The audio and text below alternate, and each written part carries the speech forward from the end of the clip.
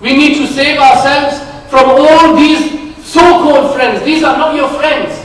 Try to understand that. Your friend is the one who will take you to the masjid. Your friend is the one who will take you on the Madani Qafila. If your friend takes you somewhere else cruising in the car, your friend, he takes you to a theme park and he takes you away from the masjid. Wallah, wallah, wallah, he is not your friend, he is your enemy. Try to understand that. Open your eyes. Open your eyes now, before, my dear Islam brothers, that time comes when we will be lowered into our dark grave, and then we will open our eyes. Then we will understand, what did I do in the world? There is a hadith of that Hazrat-e-Sayyidina Ali, Karamallahu ta'ala wajhahul kareem.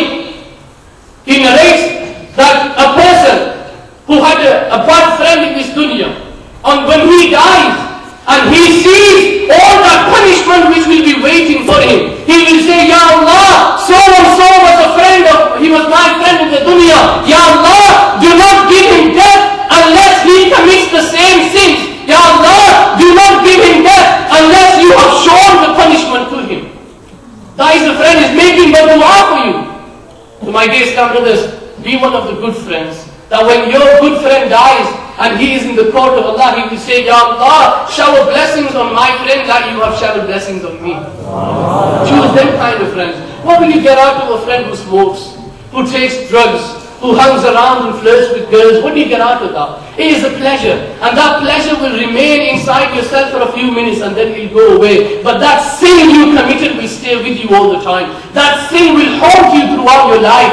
That sin will not go. So try to understand that pleasure we have, that pleasure we are getting from hanging around with these so-called friends, that pleasure will one day go, disappear, but that sin will remain with you. And today, my dear Islamic brothers, there are so many, and the shaitan, he's turning us away from the religion of Islam. The shaitan, he's turning away from the pleasure, he's turning us away from the pleasure of Allah Azza wa Jal. And we can see that. We can see that today, those brothers, I'm sorry to use this language, but those who have girlfriends, how proud they are. Yeah, I've got 2 girlfriends.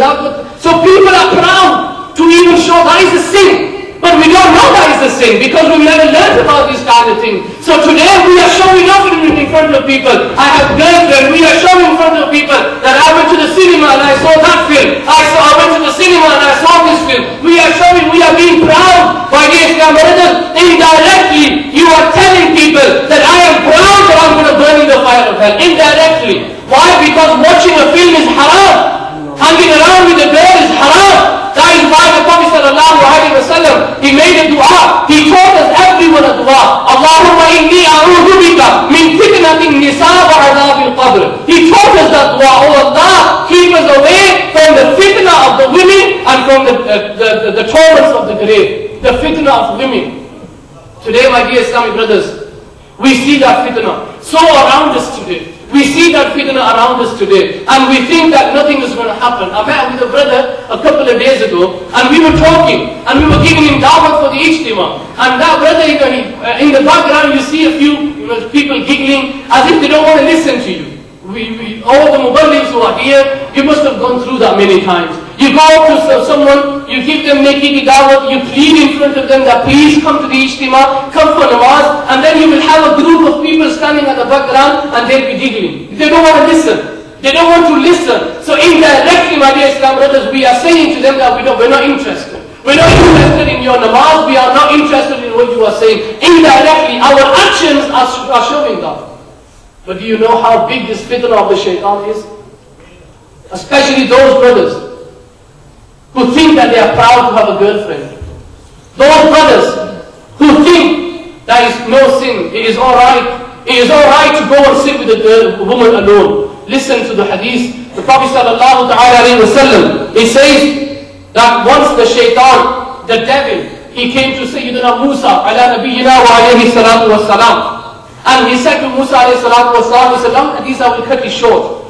The end result is that the shaitan, he says, oh Musa, you are very close to Allah. Let me reveal one secret of mine. The shaitan, he leaked out the secret. He says that when there is a man and a woman sitting alone, I am the third one. I am the third one. And I will make them commit sins. I will make them do that they shouldn't do. And listen to this from this story. If this story doesn't wake up, if this story doesn't wake you up, if this story doesn't get to your heart, my dear Islamic brothers, then we are in a very, very serious problem. It says, Sayyidina Abdul Mu'min narrates from his father that Sayyidina Wahab bin Munabbih rahmatullahi ta'ala alayhi, he said, from the tribe of Bani Israel, there was a very pious man and a very wise man. He was known as the most pious of the tribe of Bani Israel. He lived secluded from the people and lived in a house outside the village, where he would spend most of his time in the worship of Allah Azza wa Jal. In that village, three young men lived with their sister. Suddenly their country was under attack by enemies, and these three brothers decided that they would go for jihad. And then they thought to themselves, what about our sister? Who's going to take care of her? All of them came up with an idea. Why do we not go to our pious man and tell him to look after our sister?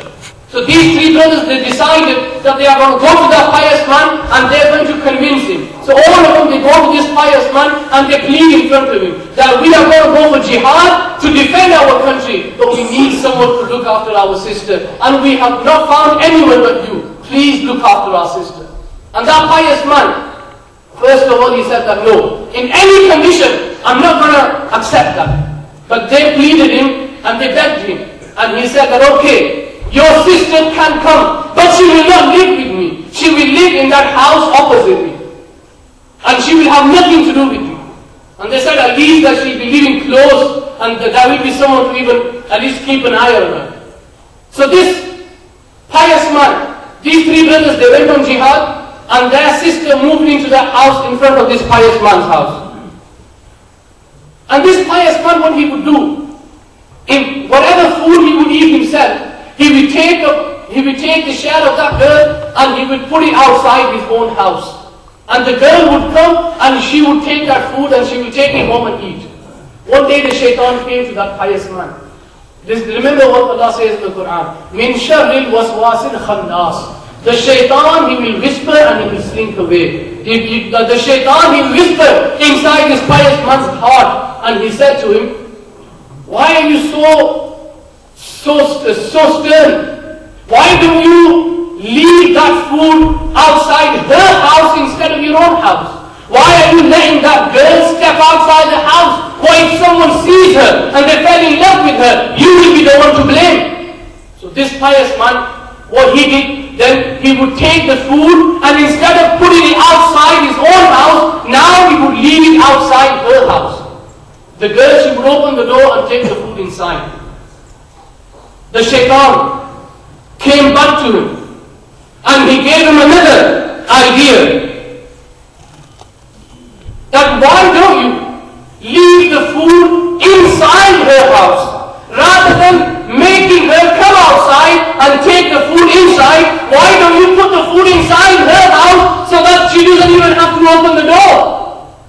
So this pious man, he started doing that. He would leave the food inside the house rather than outside the house. Some time passed away. The shaitan, he came. Remember where this story starts from. I want you to remember the beginning of this story. Who this person is. This person is the most pious person of his time. This person isn't like me and you. We don't know how much ibadat we have done. We don't know our status, but my dear Islam brothers, this person was well known. He was a very, very pious man. The shaitan, he came up to him again. He gave him another idea. And he said to him, why don't you sit with that girl for a short while? Why don't you talk to her? She lives there. She's been so many days that she lives alone. She might be scared. Why don't you go and even sit for a few minutes and talk to her? This pious man, he would go to her house and he would sit with her. One day, the shaitan, he came up to him and he says, have you seen that beauty? Have you seen how beautiful that girl is? Why don't you just touch her? That's it. And this pious man, he fell into the trap of the shaitan again. And he went and he touched that girl. That lust grew in his heart. And he ended up committing adultery with her.